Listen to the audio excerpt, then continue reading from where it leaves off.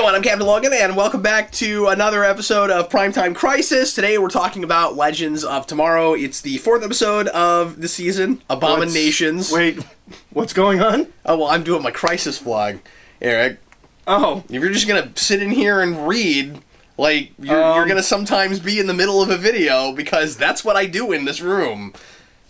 You're right in the middle of, well, I guess now I'm going to tell you about Legends of Tomorrow. Well, I'll tell you, Eric, person who's never seen this show before. Never. So, I have standards, sir. Usually... Yep. The tippy top is Gotham. So... We are, usually I have Jason on the show, and because of the subject matter we're dealing with this week, I decided that, regrettably, it would be better to just do this one solo. I guess with Eric sitting here listening to me talk.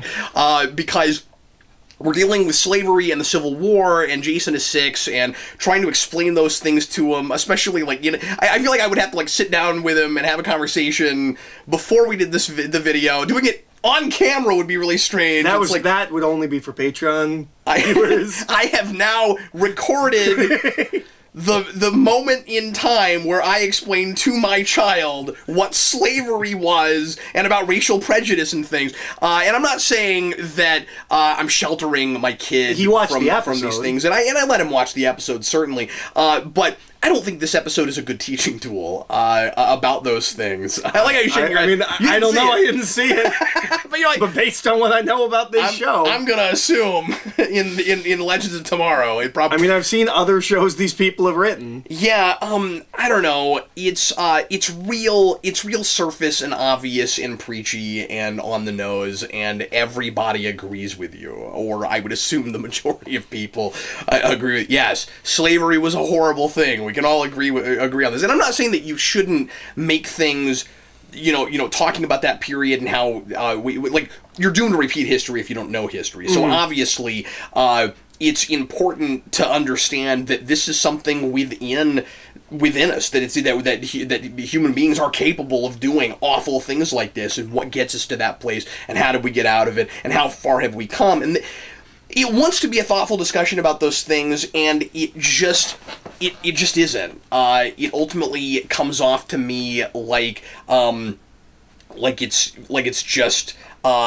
preaching to the choir, and kind of it handles it just in exactly the way you expect from these shows. So anyway, there are a couple of things that I liked about this episode.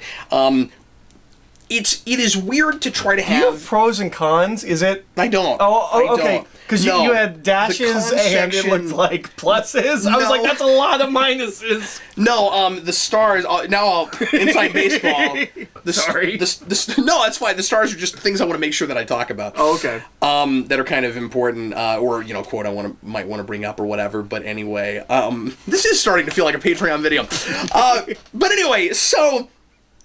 We have two things going on this episode. We have Jackson having to go undercover and pretend to be a slave, and we have zombies. Of course. Putting those two things together like that, you have this silly, I want to say zombie parody. I mean, it really kind of watches that way. They're having fun with the zombie thing, and it's the attempted comedy is not gelling with the serious heavy issues. That's kind of my big beef with this episode. And besides the fact that Jefferson doesn't get a lot of episodes that are all about him, so it's good to do a thing like that. But I don't think that actor is very good. I think this show has hurt him a little bit because of the material, and he's really steered into the cartoon Power Ranger side of that, and. Now suddenly he's having to to have an episode all about him with really heavy issues, and he's gotta emote more and play more of a gambit of emotions, and he's just too over the top. But then the script is that way too, so I mean, I don't want to blame too much of it on him. But anyway, so I don't know. Putting those two things together was weird, and basically, usually when you're doing a metaphor, you don't literally also do the thing you're metaphoring. Like That's the thing you've been complaining about a lot. The monsters are due on Maple Street in the Twilight Zone did not also deal with actual racial prejudice at the same time. Yeah, now, having said that, it would be weird to put zombies in the Civil War and never address slavery. You know what I mean? Like, that doesn't really work, right? Does history remember the zombies in the Civil War? Well, no, because things have changed, and that's what we're trying to stop. So the idea is there's a time pirate that crashes during the Civil War and has some kind of a virus that escapes his ship and gets to soldiers, and then they become zombies, and that ends up leading to, because they get back on the ship and they look at what it's done in the future, because sometimes it takes time to change, and sometimes it happens immediately. It's just whatever they've decided it is this week. Sometimes we care about messing with the timeline, and sometimes we're just not that concerned about it. So are they just waiting for time to change to make this a good show? Like, we're just waiting for that to catch up? We're looking for the ripple effect.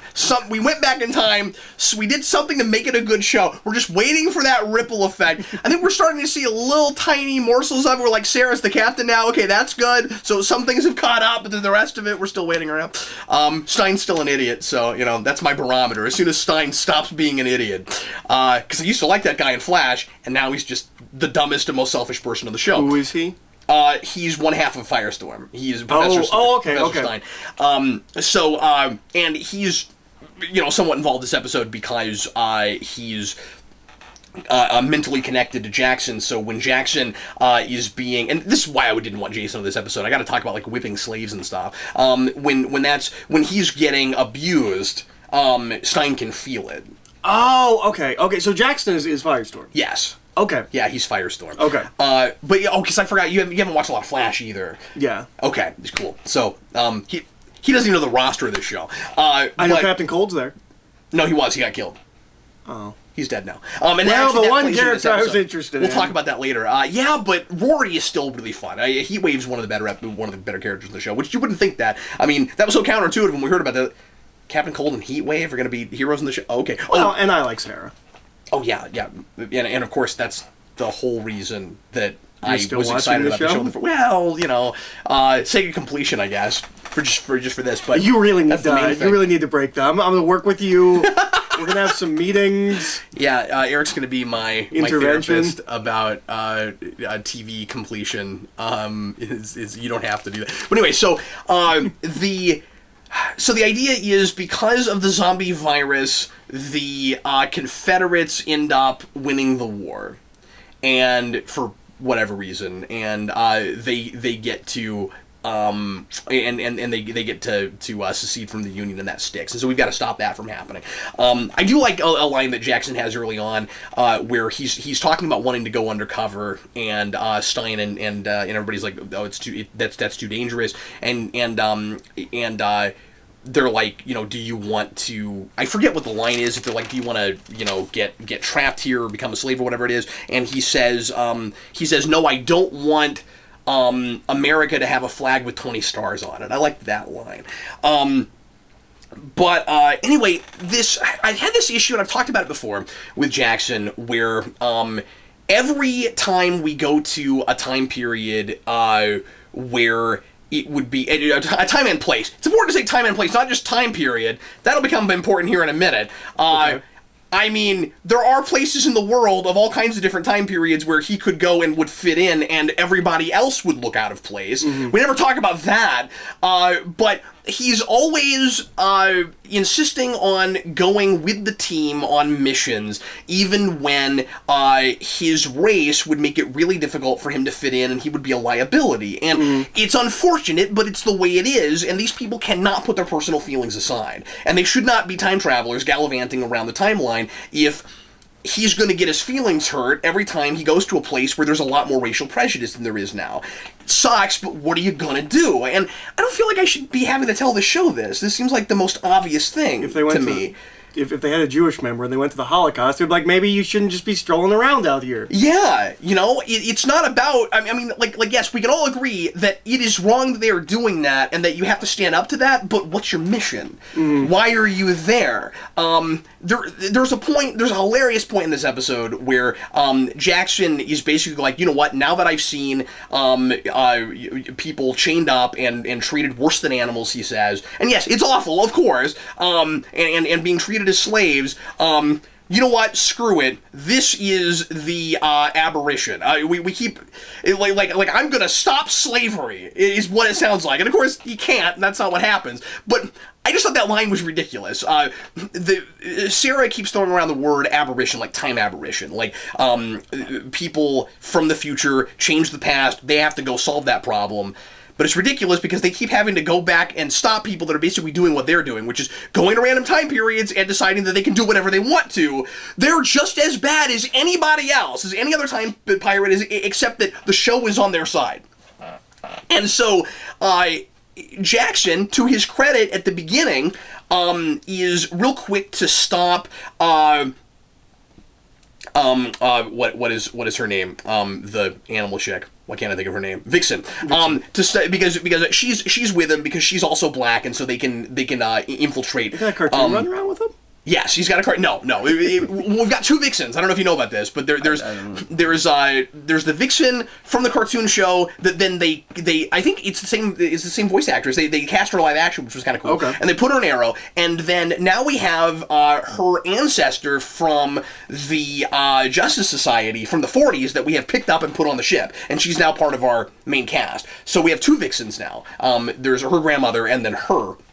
That sounds kind of cool. Yeah, and I like her okay so far. She's kind of generic so far. There's not a lot to her, but she's only been in a couple episodes. But anyway, so she's with Jackson, and she wants to immediately stop these slaves from being abused. And he's like, well, we can't interfere with the timeline. And I'm like, nobody ever says that in the show, or at least they don't as often as you think they would, given their mission, right? And he's like, no, he says what I keep saying, no, it sucks, but we have to let it happen because we're trying to preserve the timeline. And then later, he gets chained up and has to deal with abuse and has to watch all these other slaves being abused. And so he says, no, you know what? This is the aberration. And I'm like, no. Like that. So you're gonna risk ruining, making history worse, by trying. And I mean, like, maybe you can make an argument. Maybe he could go kind of out of left field and go nuts and try to actually stop the Civil War. I mean, try to stop slavery from ever happening. But here's the thing. Ultimately, it's just about these people that he spent like 10 minutes with, and we do this a lot, and so this is a symptom of a bigger problem with the show. Okay, but yeah. So, like, the idea is that he's gonna stop slavery now, at this point in time? It's just the speech he has, but it's not really what he does. He's just saving these people. And he's not concerned about how that's gonna affect the timeline, even though... Well, and... they do get freed. Like, the North wins. Yeah. History is on his side. But it's like, right now, this is wrong. And so yeah, and it gets corrected. Like, it'd be different if he went back in time and like... to the dawn of our nation, exactly, and was that's like, what I'm saying. Stop slavery. That's what I'm saying. And if you were to lose it and go steal the ship and go do that, I'm not saying I would want that, but now we have a story. Now we have something. Yeah. He is too generic, and I throw that word around all the time with the show. My big issue with him is there's nothing more to it than he's a black man, so this bothers him. There just should be more unique to his personality that specifically angers him over anybody else. Now, I'm not saying that anybody, and especially a black person, that went back to the Civil War and watched slavery, it would be disingenuous for me to say that it would be harder for a black person that I was with to watch that than it would be me. Mm-hmm. That would be disingenuous to say, I think. So I'm giving them that. But...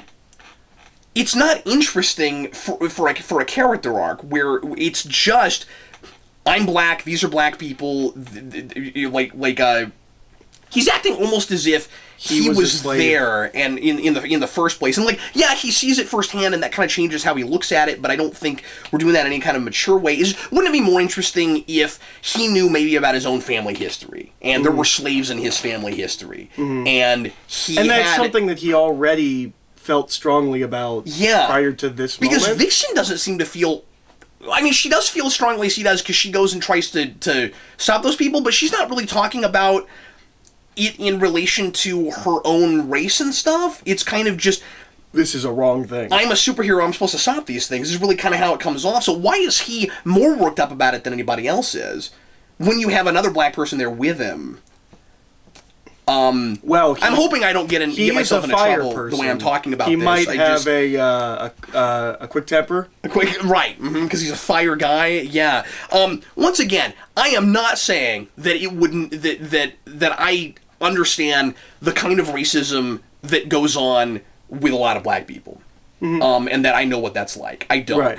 We are laying that on really thick, though. When he says that if he went to any time period, he would have to deal with some kind of racial prejudice. First of all, we're not talking about where you are. We're just talking about time periods.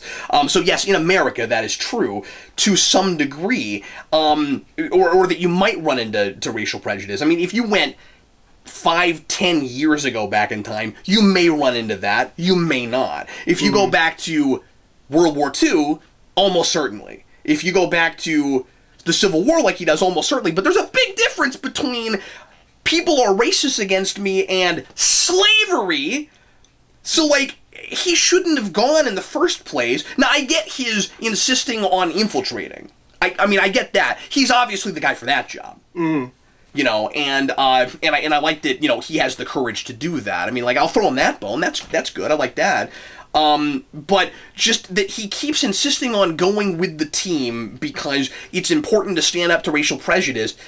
Not when you're a time traveler, and not when you're not supposed to be altering history. That's exactly what I'm saying. Yeah, that's what I'm talking about. So anyway, on the zombie side of things, are there zombies in this episode? Yes. So Sarah works with General Grant, which is hilarious. And, of course, we always find the most important people in history. Well, yeah. Like, we just run right into them immediately. It's Bill and Ted. We just run right into them. And Doctor Who's kind of like that sometimes. Yeah, sometimes, but not to the degree of this. It seems a little intentional, and sometimes it's not. Yeah, here it's just, oh, and there's Grant over there, where this ship crash landed. But getting to see Sarah working with General Grant, and she's... like, he overhears Nate call her a captain, and so he calls her a captain, and I like that a lot. And it's kind of fun, and this is a bit that I do like regarding people in the past not understanding our more modern values.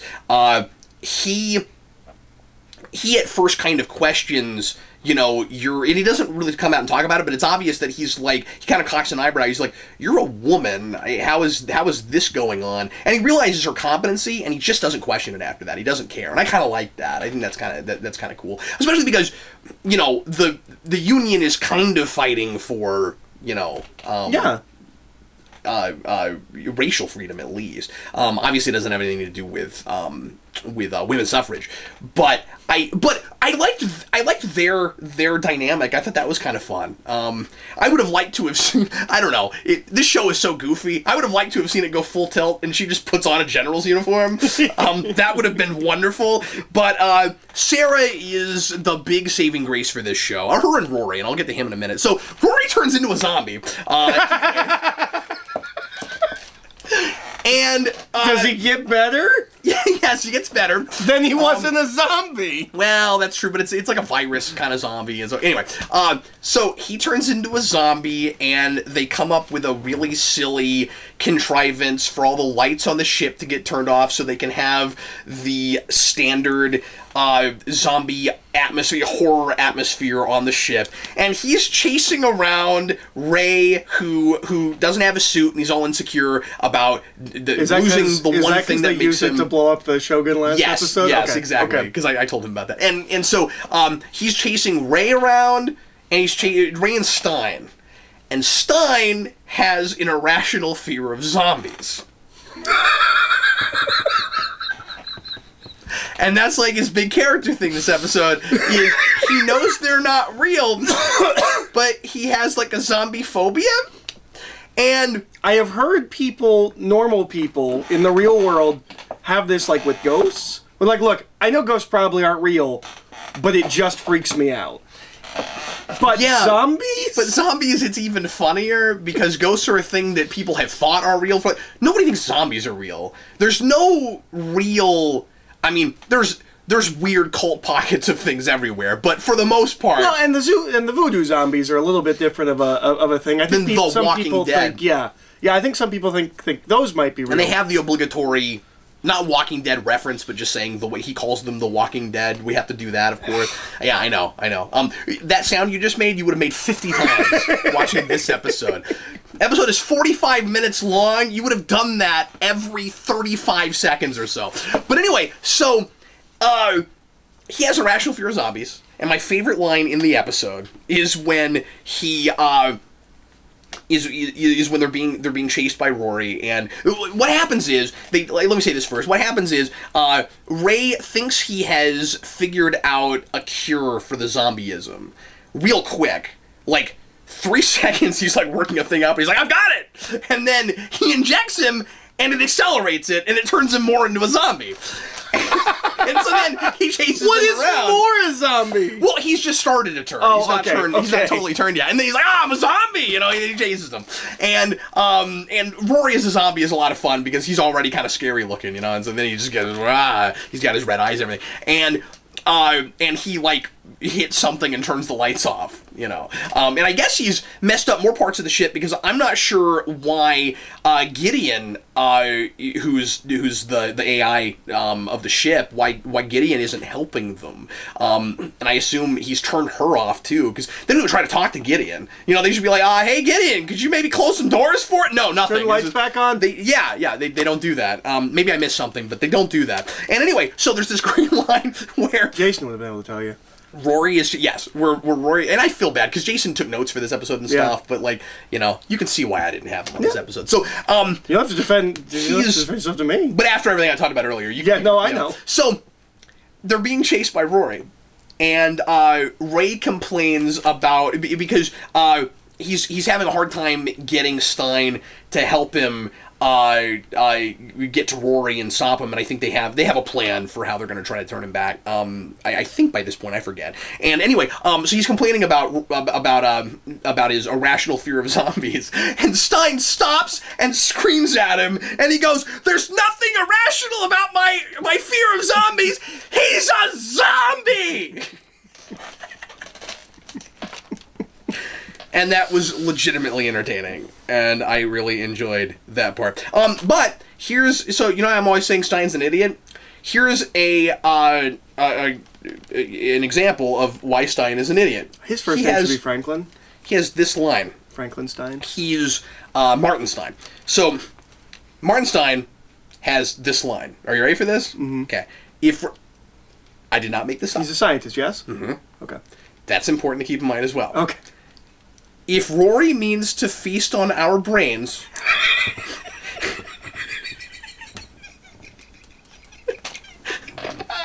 I'm not done.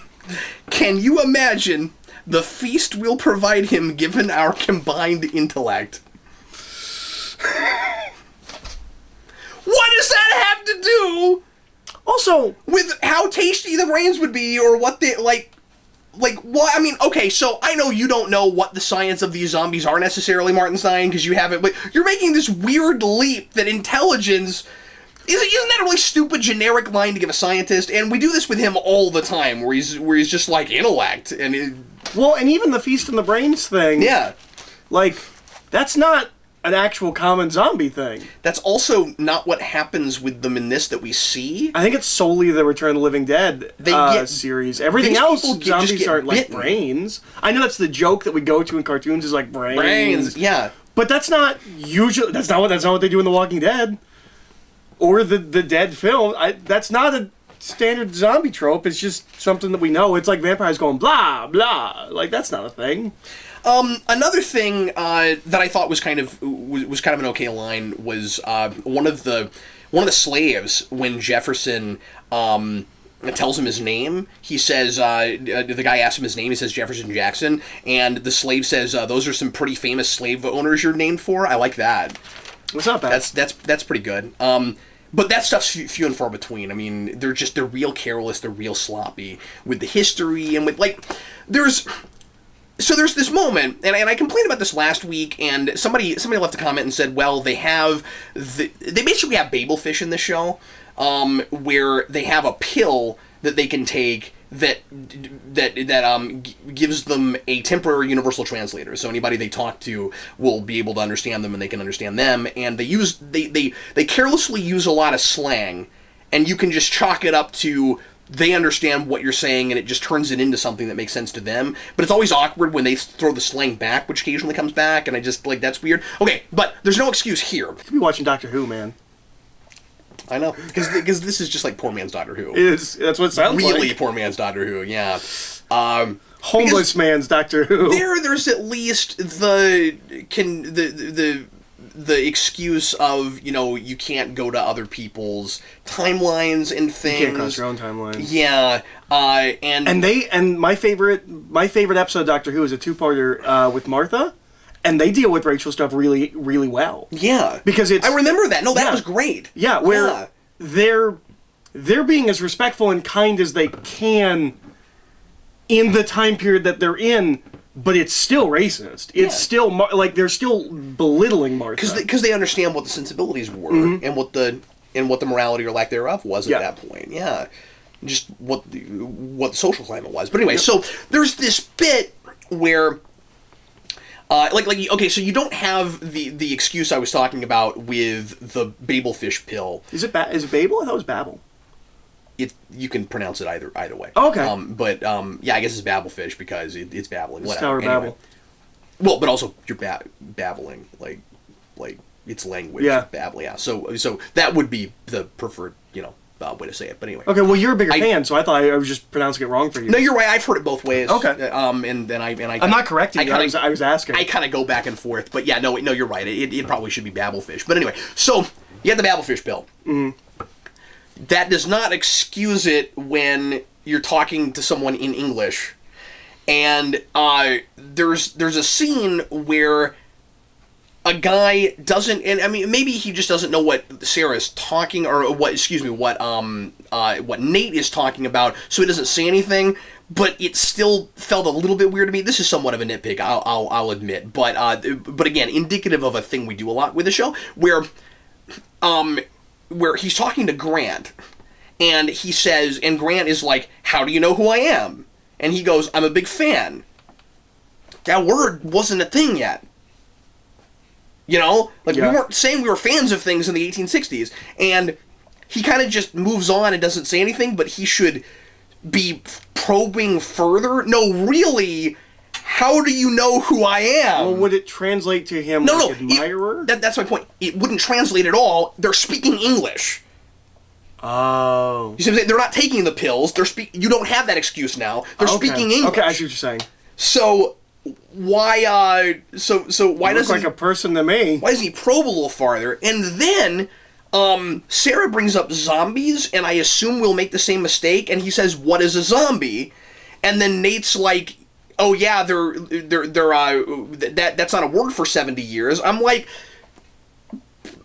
why can't we be more consistent with that? So anyway, that is the majority of my notes on this one. It's hot. Make like a fan and fan me. This is I gotta talk about the Rory and Ray thing, because that is my favorite thing in this episode. There actually is a really cool thing that happens at the end of this. Okay. So excuse me.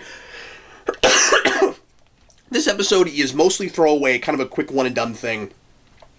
That is easily skippable, except for a couple, well, really one thing, because we don't really learn all that much more about the message with future Barry that